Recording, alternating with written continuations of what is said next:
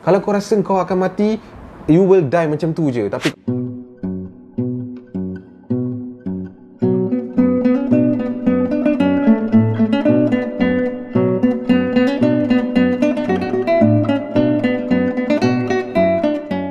guys, assalamualaikum, welcome back to my channel.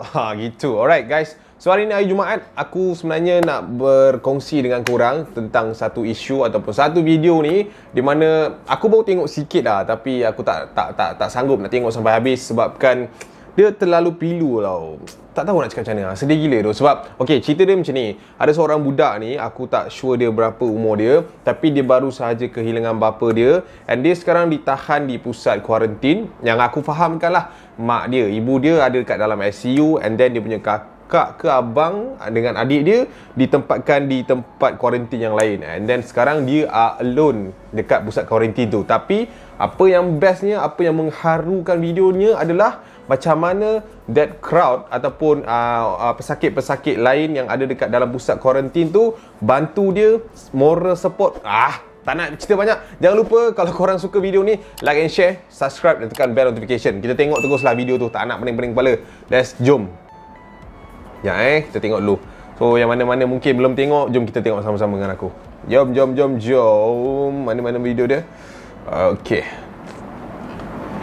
Aku pilih-pilih lagi, pilih. Putih. Sini. Jom.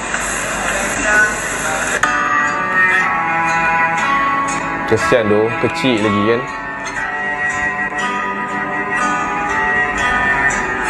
Ni tengah tulis nombor akaun aku rasa ni. Ke nombor dia.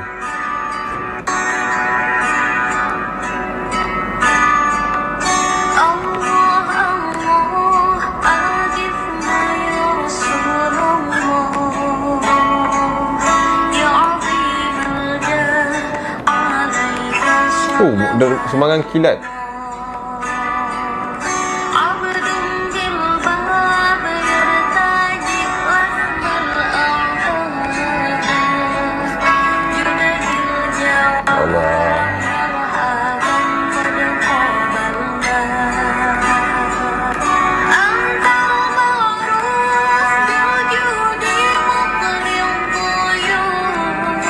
Aku tak boleh tengok video macam ni.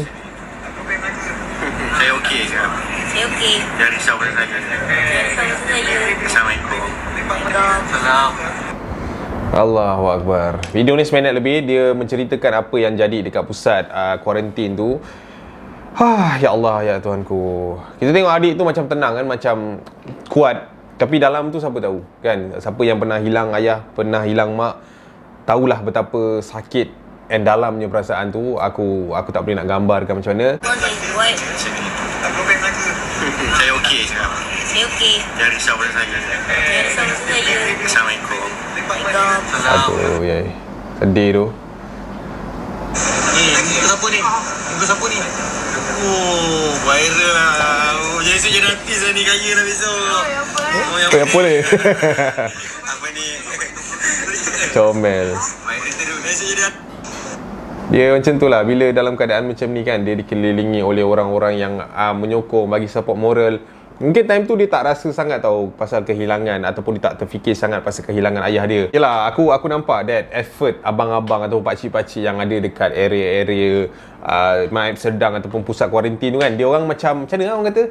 Dia orang cuba nak bagi adik ni tak sedih. Which is bagus lah, sebab biasanya kalau kita kehilangan ataupun sesiapalah kehilangan tu, kita first thing first kita nak bagi apa? Support moral kan. Kita tak nak bagi dia sedih berpanjangan apa semua. Tapi pada akulah, ini personal aku punya opinion, mungkin sekarang ni adik ni dikelilingi oleh ramai orang. So dia mungkin tak rasa sangat pasal kehilangan. Dia tahu dia kehilangan ayah dia, tapi untuk dapatkan rasa yang betul-betul sedih pilu tu mungkin aku rasa belum terasa lagi. Tapi kalau mungkin dia dah balik rumah, dah duduk dalam bilik, dia akan rasa, jelah kalau bapak dia rapat dengan dia kan, so faham tak, akan rasa kosong tu, macam tu. So kita tengok lagi lah update dia pada Frontiliners. Ni si Asparagus ni retweet lah. Dia kata, kawan I nurse dekat Sungai Buloh yang uruskan jenazah arwah ayah adik ini. Dia siap visi adik ni untuk tatapan terakhir ayah dia. Allahu Akbar. Percayalah, part visi family members untuk lihat buat kali terakhir ahli keluarga yang nazak adalah paling merutun jiwa kami seorang jururawat. Allahu Akbar. Aku tak boleh bayang lah macam mana that situation kan. Kita cuba letak diri kita semua ni dalam situasi adik ni kan, di mana yalah dia dalam satu pusat kuarantin ataupun kita dalam satu pusat kuarantin, and then kita tahu yang family kita tengah nazar, ayah kita ke ataupun sesiapa je lah, and then kita tak mampu nak keluar kan, nak pergi jumpa, nak bagi tatapan terakhir, nak bacakan Yasin ataupun benda-benda yang boleh kita tengok at least sekejap lah sebelum dia masuk liang lahat tu kan. Apatah lagi nak cium jenazah tu dengan dengan SOP apa semua kan.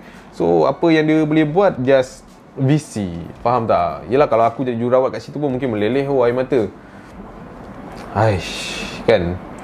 Kita ni yang ada lagi mak ayah, kita ada lagi peluang nak tengok diorang. Kalau tak bersyukur tu, tak tahu dah nak cakap apa kan. Okey, tak apa, kita move on. Aku nak tengok komen. Biasa kat Twitter ni komen boleh tahan juga kan, sebab diorang orang kata antara yang cepat respon kalau dekat Twitter ni. So Asparagus ada upload, dia kata new update, akaun bank itu dah limit, so my friend dah update kat I, boleh transfer dekat akaun yang baru seperti dalam gambar. Thank you semua, sama-sama bantu adik ni. Oh, Alhamdulillah, happy gila dengar. Okay, menurut dia kata akaun untuk sumbangan mungkin sebelum ni dibagi Maybank dah penuh. So kalau korang yang mana-mana mungkin nak membantu adik ni juga, ada lebih wang tu, ataupun yelah hari Jumaat ni kalau kita bersedekah, besar ganjaran dia kan. So aku sediakan gambar ni, kalau korang boleh buat ataupun bagi sikit sumbangan, walaupun RM1, RM2, kadang-kadang benda tu kita nampak kecil, tapi insyaAllah manfaat dia besar dekat sana nanti. Alright, so ini adalah dia punya nombor akaun. Kalau tak mampu nak bagi sumbangan, kita share je benda ni ataupun video ni kepada orang lain supaya boleh orang yang mampu tu tolong dia. Macam tu, faham tak? Tu mungkin pahala juga. Alright, let's go, kita tengok lagi. Daripada Yin, dia tulis Hua, I'm crying. Yes, I'm crying too. Marahnya baca, kenapa tak boleh sorok sikit bodohnya tu. Alamak, ini mungkin ada orang tweet ni kot, benda lain. So sorry. So ada lagi dia kata kat sini, banyak yang update pasal ni lah, pasal akaun yang dah penuh tu semua. Okay, so ada kat sini dia tulis, sisi kepada politikus YB dek, kerana korang yang rakus nak merebutkan kuasa dan harta yang bukan milik kau, ramai orang yang hilang tempat bergantung, hilang arah, hilang segala-galanya. Semoga Allah laknat. Ui, kau ni marah betul. Alright. So macam tu lah aku rasa. Allahu Akbar. Aku sedih gila lah. Ni ada ni, dia tulis sini, dia bukan Islam tapi semangat satu Malaysia, dia volunteer untuk bagi ucapan. Gempak brother.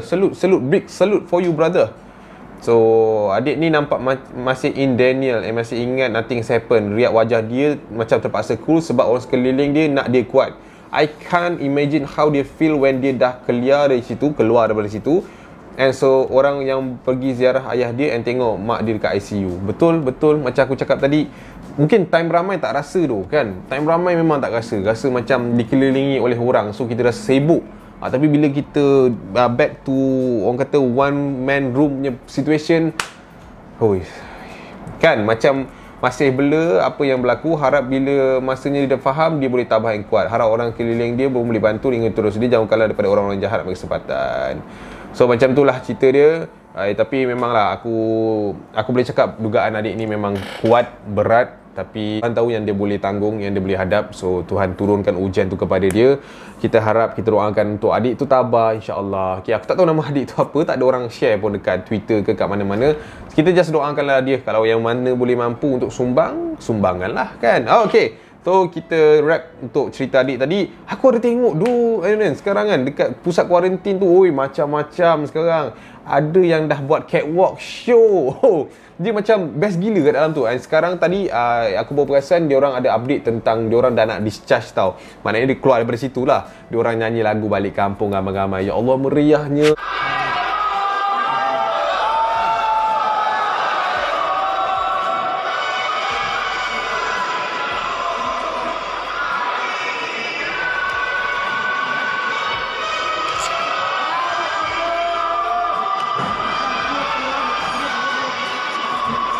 Tahun lepas tak dapat gaya, and then tahun ni mungkin diorang jumpa dengan orang yang diorang tak pernah kenal pun, and then boleh cipta that moment sama-sama.